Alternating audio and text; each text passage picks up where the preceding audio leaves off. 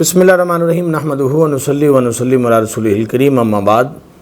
मोहतरम नाज़रीन, हम अपने वादे के मुताबिक आज हाज़िर हैं। हमने मिर्ज़ा जेलमी के ख़िलाफ़ जो फतवे दिए गए उनको बाद में डिस्कस करेंगे। जो उसके हक़ में दिए जा रहे हैं हम उनको डिस्कस कर रहे हैं। और हमने पहले जामिया बनूरिया का फ़तवा डिस्कस किया और उसमें सिर्फ़ उसका जो क्वेश्चन और सवाल है और जो उसका अंदाज़ है उस पर हमने बात की है। अब आगे जवाब की तरफ आते हैं कि जामिया बनूरिया वालों ने जो जवाब दिया वो भी बहुत अजीब है। यूँ लगता है कि जैसे जहालत के पलंदे बैठकर जो मर्ज़ी लिख दें और उसको फतवा करार दे दिया जाए। अब जब हम देखते हैं कि जामिया बनूरिया का जो फतवा है, ना तो शरन उसकी कोई हैसियत है, ना अक़लन उसकी कोई हैसियत है, और मनसब इफ्ता के एतबार से बिल्कुल गलत है वो फतवा। क्योंकि उसमें क्या कहा जा रहा है, जवाब जब लिखा गया तो ये कहा गया कि एक मज़ऊमा तसव्वुर का सहारा लेकर ये लफ्ज़ नहीं बोलने चाहिए थे जो बोले जा रहे हैं, और ये सिर्फ़ मुसलमानों में एक इश्तियाल अंगेज़ी का सबब है। अब आप इसको मज़ऊमा तसव्वुर कहकर और उससे एक छुट्टी देना चाहते हैं कि उसने एक मज़ऊमा तसव्वुर को बयान किया है। हालांकि वो शख्स तो ये कह रहा है कि 2 अरब ईसाई ये कहते हैं, तो हमने ईसाइयों के तसव्वुर को नहीं देखना, हमने तो देखना इसके अल्फाज को, ये अल्फाज क्या कह रहा है। और फिर इस फतवे के अंदर आगे लिखा जा रहा है कि अगर इश्तियाल अंगेज़ी ना हो तो इसका मतलब है फिर कोई मसला नहीं है, तो फिर ऐसे अल्फाज बोलने में कोई हर्ज नहीं है। माज़अल्लाह आप तो एक क्लीन चिट दे रहे हो, उसे बरी करार दे रहे हैं, जबकि इस शख्स का स्टाइल ही ऐसा है गुफ्तगू करने का।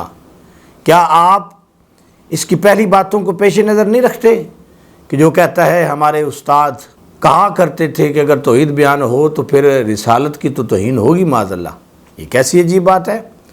और फिर इसने लफ्ज़ छोकरा इस्तेमाल करके माज़अल्लाह नबी अलैहिस्सलाम के बारे में फिर उसकी निस्बत यहूदियों की तरफ कर दी। तो ये पहले भी इस तरह की बातें कर चुका है और आप उसको बरी करार दे रहे हैं, आप उसको छोड़ना चाहते हैं कि जनाब इसमें इसका कोई जुर्म नहीं है। और अगली बात, किस बात का आप क्या जवाब देते हैं कि जब किसी चीज़ का मकाम ना हो तो वो लफ्ज़ बोले जाएं तो उनकी क्या हैसियत होगी, जबकि ये मकाम इन अल्फाज का तकाज़ा ही नहीं करता जो अल्फाज मिर्ज़ा जेलमी बोल रहा था। और फिर आगे आपने फतवे के अंदर लिखा कि वजाहत और तावील के बाद कुफर का हुक्म नहीं लगाया जाएगा। किस बात की वजाहत है जब वो खुद कह रहा है कि ये कहते हैं, ये समझते हैं, ये मानते हैं, ये सारी बातें वो, और एक नशिस्त नहीं है, कई नशिस्तों में 5 नशिस्तों के अंदर उसने ये बार बार लफ्ज़ दोहराए हैं।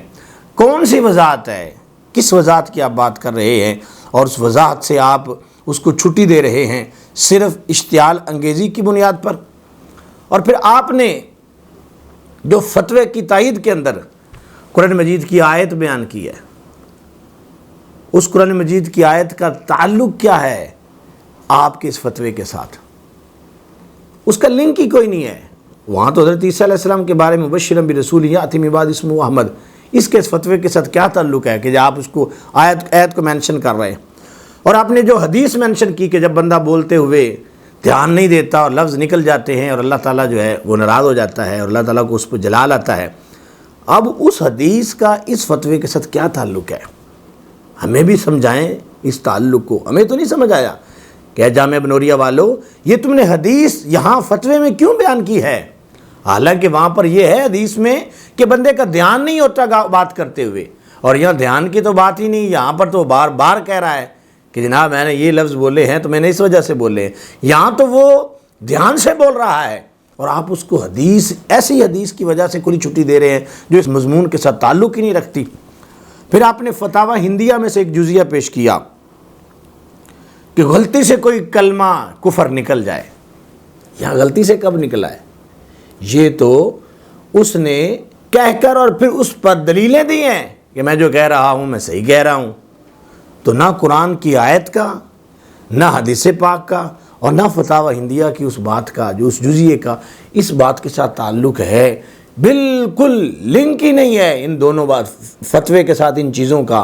اور آپ نے صرف اور صرف اشتعال انگیزی قرار دیا ہے، اس سے بڑھ کر آپ نے کچھ قرار نہیں دیا، حالانکہ ہر چیز کو بیان کرنا چاہیے تھا۔ 5 نشستیں ہیں تو 5 نشستوں کے علیحدہ علیحدہ صورتیں بیان کرنی چاہیے تھی، اور ہر صورت پہ ایک علیحدہ حکم لگانا چاہیے تھا، جو کہ آپ نے نہیں لگایا۔ اس لیے آپ سے ہمارا یہ مطالبہ ہے کہ آپ اس منصب پہ نہ بیٹھیں، فتویٰ دینے کے منصب کے آپ آل ہی نہیں ہیں۔